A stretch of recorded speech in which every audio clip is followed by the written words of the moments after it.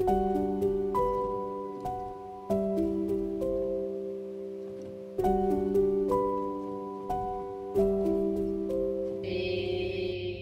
אליי לשבעה, אני לא ידעתי איפה הידיים ואיפה הרגליים שלי, לא היה לי שום מושג.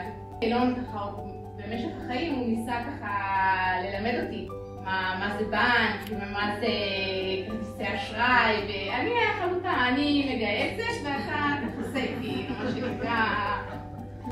ואז כשהוא נהרג, אז בעצם מעבר לזה שכל כרטיסי אשראי סגרו ברגע, ואני לא ידעתי כלום, ממש ככה הרגשתי שאני קמה, שבעה ולא יודעת את עצמי, אבל הבטחתי לעצמי שאני אלמד. 28 שנה הייתי כמו מלכה, זה נגמר. התחילה ככה להבין מאיפה זה מתחיל בכלל והכל. בינתיים אני מקבלת גם טלפונים של תקשיבי, אם את לא תפתחי עכשיו את הכרטיס אשראי, אז הכל ייסגר לך. ובאמת זה כזה לא פשוט סיפור, זה גם מאוד מאוד אינטימי, כל הנושא של כסף וחשבונות וזה, וגם אילון שהוא היה מורה במקצועו, מחנך, מתוק, ואני אחות מהם, כל התחושה שלנו זה בעצם נתינה, פתאום להבין שאתה צריך להתחיל לקבל, זה פשוט מאוד אחר שמאוד קשה, זה שריר שאתה לא מכיר אותו.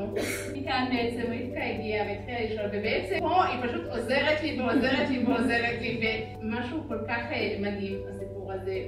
אז באמת דבר ראשון ממש תודה עצומה לכם, אתם באמת אדירים, וזה עם ישראל בתפארתו, זה מדהים, הלב הזה.